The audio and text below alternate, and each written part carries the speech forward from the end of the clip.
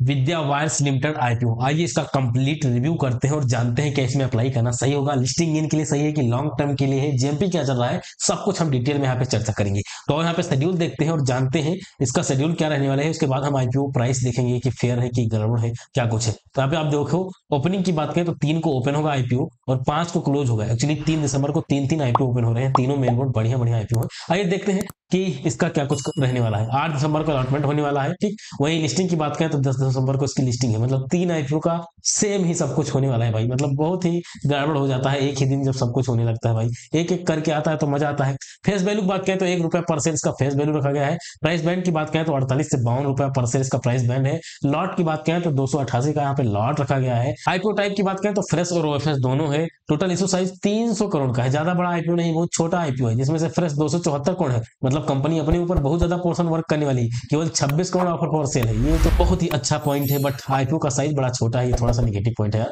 बड़ा होता तो बढ़िया रहता, लेकिन चलो ठीक है, जितना भी है हम क्या ही कर सकते हैं। यहाँ पे रिजर्वेशन की बात करें, रिजर्वेशन में रिटेल के लिए 35% का पोर्शन रखा गया है। 35% का रख भी दिए हैं तो ज्यादा बड़ा साइज नहीं है, तो हम लोगों का चांसेस बहुत ही कम बन रहा है कि इसमें जो है अलॉटमेंट मिलेगा।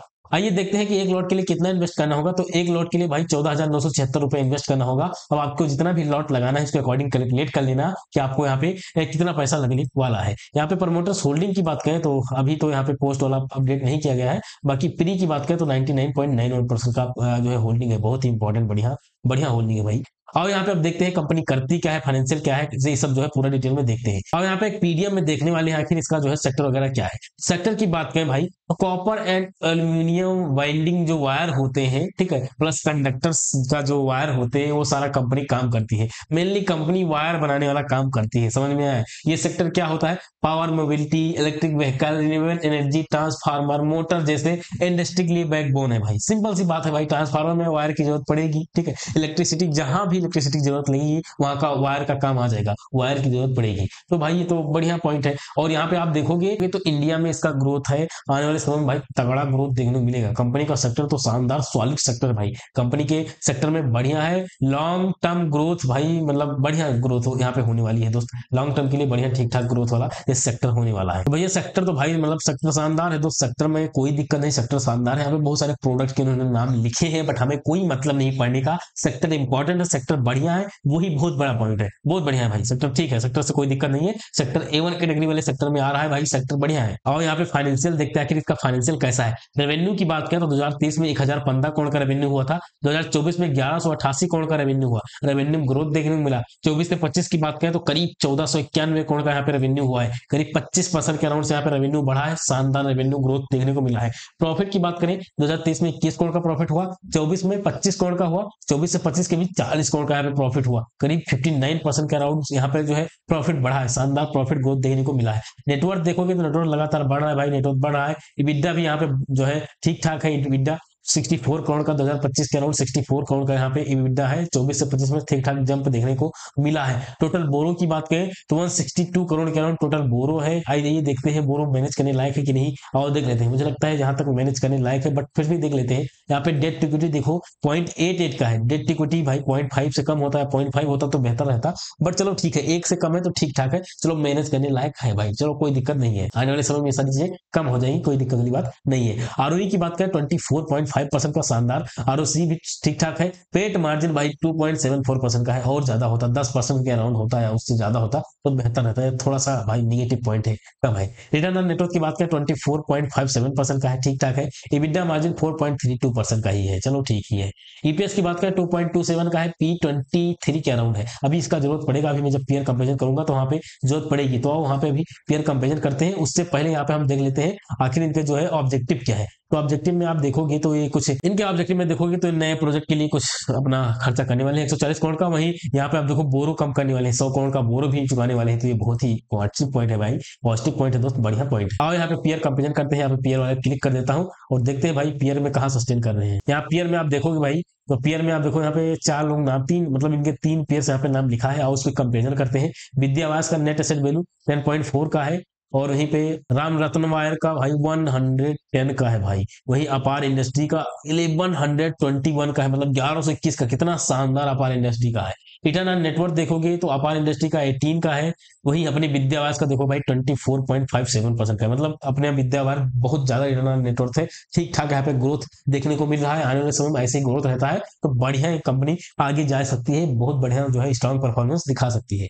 प्राइस टू बुक वैल्यू और सबका 8.4, 85.76, 8.09, तो अपने आईपीओ भी प्राइस टू बुक वैल्यू ठीक ठाक ही लग रहा है, कोई दिक्कत नहीं लग रहा है। पी भी अपने आईपीओ का रीजनेबल है भाई, ठीक ठाक रीजनेबल आईपीओ का प्राइस लग रहा है। अगर हमें बात करते हैं कि पेयर का रैंकिंग क्या बनेगा, तो और रैंकिंग देख लेते हैं। यहाँ पे नंबर 1 की बात करें तो भाई देखो नंबर 1 का मैं पेयर कंपेरिजन 2-3 चीजें देख के करता हूँ। पहला, रिटर्न ऑन नेटवर्थ शानदार होना चाहिए, पी ठीक ठाक होना चाहिए reasonable, price to book value ठीक ठाक होना चाहिए। और उन सबके अकॉर्डिंग आप देखोगे तो विद्यावास भाई कहीं ना कहीं नंबर 1 आने को देखने को मिल रहा है। रीजन क्या है, रिटर्न ऑन नेटवर्थ शानदार है, प्राइस टू बुक वैल्यू ठीक है, पी वगैरह रिजनेबल है, बढ़िया है। इस वजह से नंबर 1 मुझे लगता है कि नंबर 1 विद्यावास रहना चाहिए। बाकी आप चाहो तो अपार इंडस्ट्री को भी नंबर 1 रख सकते हो, और तीसरे नंबर पे राम रतन वायर्स रहने वाला है। तो ये 3 कंपेरिजन हो गया, यानी अपना आईपीओ टॉप 3 में आ रहा है और पेयर के मुकाबले नंबर 1 कहीं ना कहीं सस्टेन कर रहा है, तो इसका पॉजिटिव पॉइंट है। हालांकि इसके पेट मार्जिन और ज्यादा होनी चाहिए थी, डेट इक्विटी और ज्यादा कम होता तो सब और बेहतर हो जाता। बाकी चलो ठीक है, नंबर 1 कहीं ना कहीं सस्टेन कर रहा है, पेयर में नंबर 1 ही आ रहा है। आप चाहोगे तो नंबर 1 के बजाय नंबर 2 रख सकते हो, या 1 या 2 अपने हिसाब से कर लेना,